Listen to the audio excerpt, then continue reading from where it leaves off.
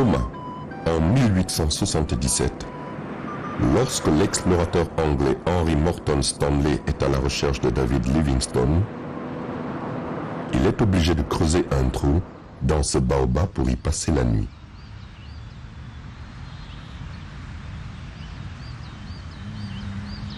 La ville de Boma n'est encore qu'une cité très calme et très effacée. Elle est habitée par les peuples Assolongo et Bamboma qui vivent de l'agriculture, de la chasse et de la pêche.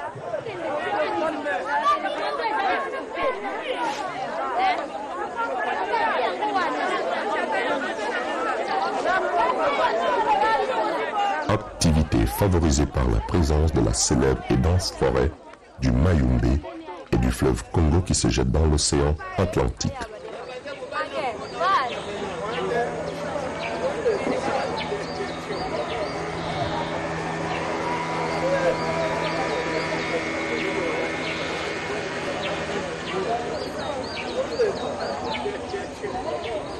C'est aux monuments coloniaux et aux entreprises agroforestières qui se sont multipliées sur son territoire que Boma doit son statut de grande ville et de carrefour commercial.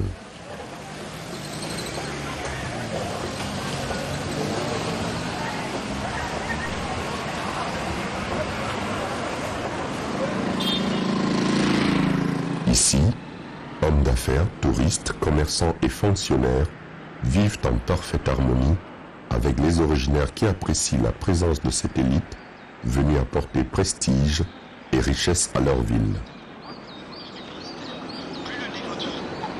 Propriétaire d'une maison au quartier Nkandam Pakassa, Rossi Makusuna travaille à l'Office national du tourisme depuis 35 ans. Néanmoins, absence de transport public, donc nécessité d'avoir une voiture pour beaucoup. Alors ce qui est intéressant, c'est quinquagénaire, marié et père de 4 enfants, il travaille consciencieusement en attendant une retraite honorable.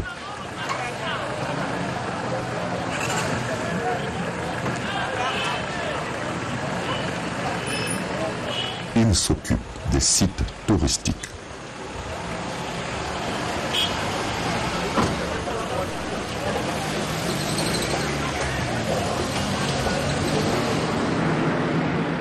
Je suis le chef d'antenne de l'Office national du tourisme.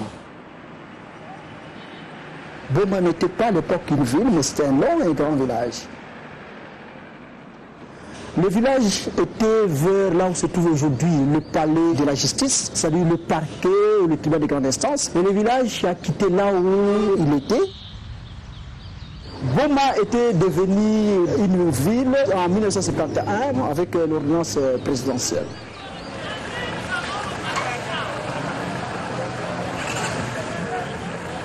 Certains disent que Boma signifie Mboma, parce qu'à l'époque, il y avait trop de serpents, de boas et consorts là, c'est pourquoi ils disent Boma signifie Mboma. Boma tire à Mboma, qui était le chef du village Mboma. Alors à cette époque-là, le village était dans l'île de Sakambaka. C'est là où résidait Mboma.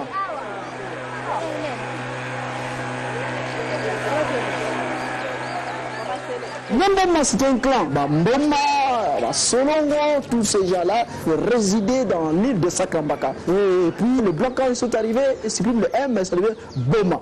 Ils ont implanté l'administration qui signifie aussi première ville administrative ici à Boma. Parce qu'après Vivi, c'est Boma.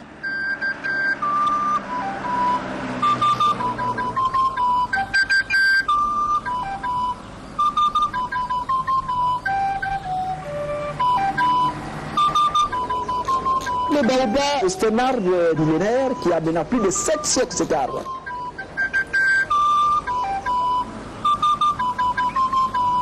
Cette porte Stanley, elle n'est pas authentique.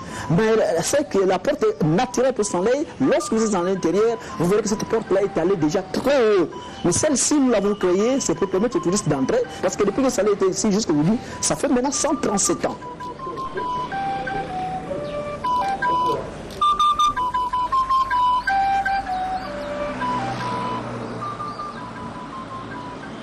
Dans les périphéries de Boma, des bananeraies, des palmeraies et des plantations de manioc montrent que Boma est non seulement une cité où 60% de la population vit de l'agriculture, mais aussi constitue bel et bien le grenier de la province du Bas-Congo. Une grande partie de cette production ainsi que celle de la forêt du Mayumbe est destinée à la capitale Kinshasa. Béatrice Vangu, la cinquantaine, veuve et originaire de Tchela, cultive les maniocs et les bananes qu'elle vend au grand marché de Boma depuis la mort de son mari.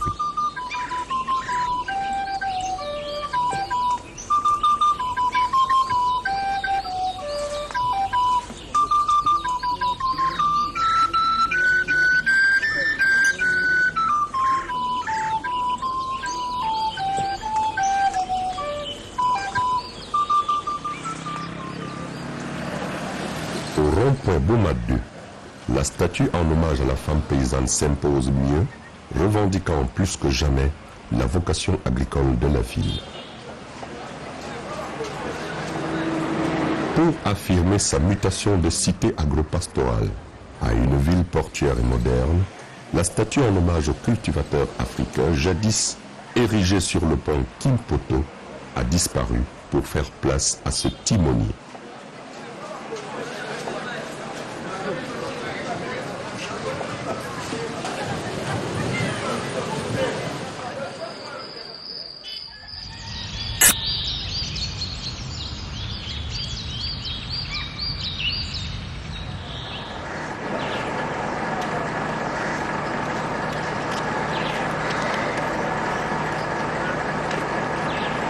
Contrairement à la majorité des jeunes vivant de la débrouillardise, Nathalie Bakambana travaille à la Société congolaise des transports et des ports comme conducteur d'autogrue.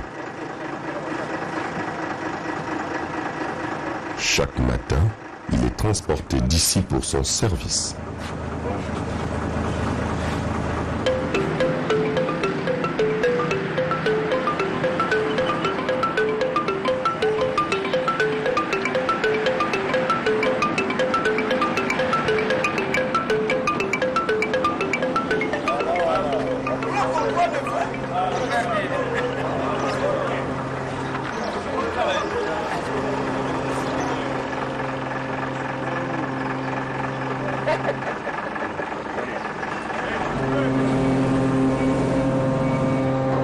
Prévu pour accueillir des bateaux de moyen tonnage, le port de Boma, avec ses énormes grues et ses quais vétustes, reçoit les navires battant plusieurs pavillons et acheminant en République démocratique du Congo du matériel de toutes sortes.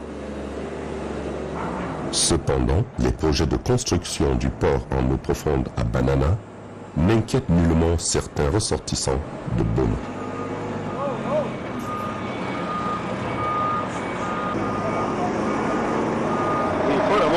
Il y a déjà port international. Il y a déjà port international. Il y a des projets gouvernement. Il y a des ports en eau profonde. Ça m'a pas de beau. Il y a des femmes qui ont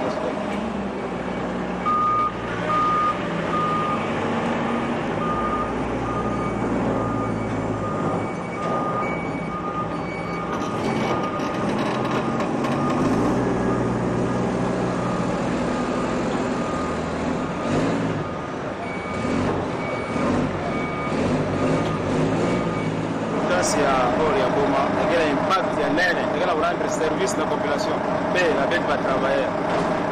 Les gars sont santé. Alors la port à Boma, va améliorer le port, va arranger les bêtes, il y a un impeccable, ça veut dire que la production est bien faite. Mais il y a un engin, il y a compétence, et terrain qui est praticable. Parce que la foule de bêtes, la bavoine, la bête, on a bête port, ça va rétablir. Tu vois, dans la port, on va avoir les yeux, de là, on va avoir passe.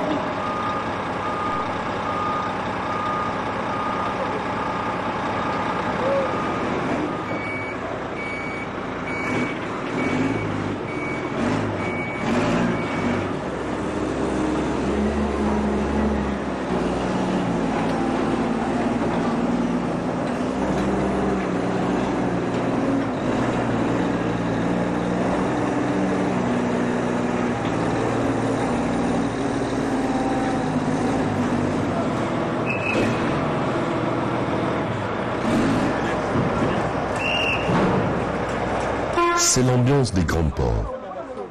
Certains jeunes attendent une occasion pour s'emparer de quelques marchandises et plonger dans le fleuve comme ce fut le cas par le passé. D'autres, aux aguets, cherchent une issue pour s'engouffrer dans le bateau et s'y cacher, espérant par cette voie gagner l'Europe.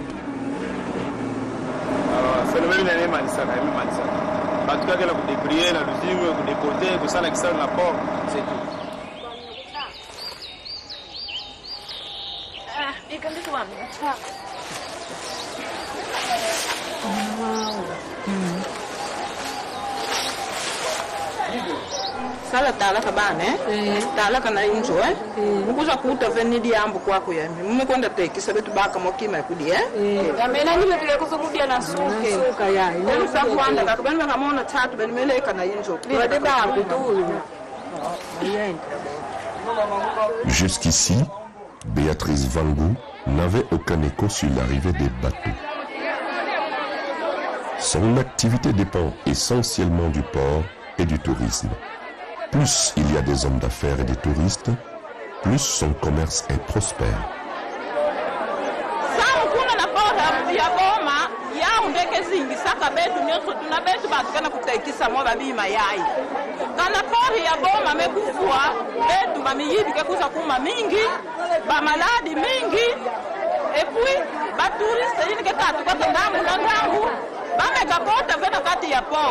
Bame kakanga ya moi bokuza na pore ikeleve alo betu betike kusa souffrir souffrance ke kusa kota mingi na betu awa na bo.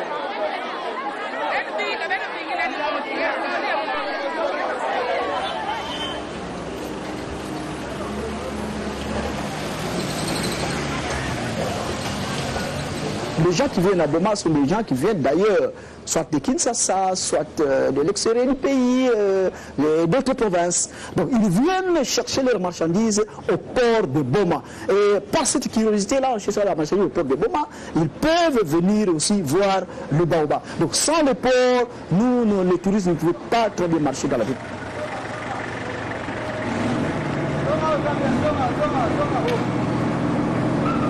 À l'époque, il y avait des gens qui venaient souvent pour faire le dédouanement. Et quand ils viennent passer leur séjour à Boma, pour le dédouanement, ils s'intéressaient au site Baobab de Stanley. Comme vous le savez, il y avait une mesure gouvernementale sur le véhicule, des anciens véhicules là, et qui datent plus de 10 ans. C'est ce qui fait qu'aujourd'hui, ces gens-là qui venaient de temps à autre et qui nous amenaient les visiteurs ne viennent plus, ils viennent à compte-gouttes. Ce qui fait que chez nous aussi, ici, la visite ici chez nous à dîner, et vous pouvez aussi les trouver, même dans des hôtels, même dans des restaurants, partout, la visite à dîner. Sans les ports, il y aura beaucoup de chômeurs dans la ville de Boma. Parce qu'au niveau du port, il y a des démarcheurs, il y a ceux qui sont mariés, qui entrent, qui font leur travail. Et maintenant, quand ce port ne va plus exister, tout serait foutu et il y a les banditismes qui se créent dans la ville. Ça serait alors une catastrophe pour nous.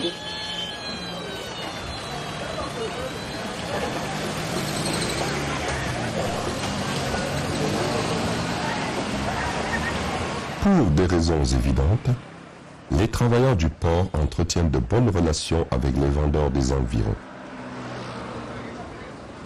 Des centaines de personnes viennent s'approvisionner ici en appareils électroniques et équipements ménagers. Elles viennent écumer les alentours du port qui leur offrent des biens vendus à bas prix. Dans Banza ya Boma, kana port ikeleve, masuwa yake vwanda ve. Kana masuwa ke vwanda ve, bisalu yake monana ve. Kana bisalu ikeleve, bilokos yake sala monana ve. Vraiment yake kia di pempasi. Po bantu nyonso bake kuma bamiyibi. Et puis kisomele yake vwanda mingi, yake basi penzana Banza ya Boma. Aujourd'hui, la population de Boma voudrait oublier les périodes difficiles que sa ville a connues. Périodes qui sont très loin de l'arrivée du colonisateur qui a organisé l'implantation des premières infrastructures.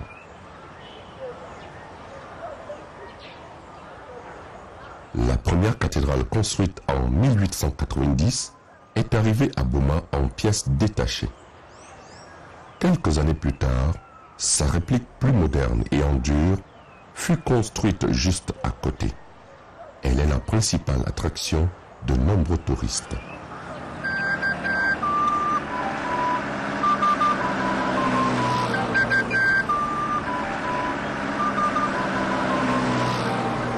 Boma importe toujours des véhicules neufs de marques récentes qui n'ont rien à voir avec la toute première voiture arrivée au Congo, aujourd'hui parquée à la résidence Fischer au bord du premier port fluvial.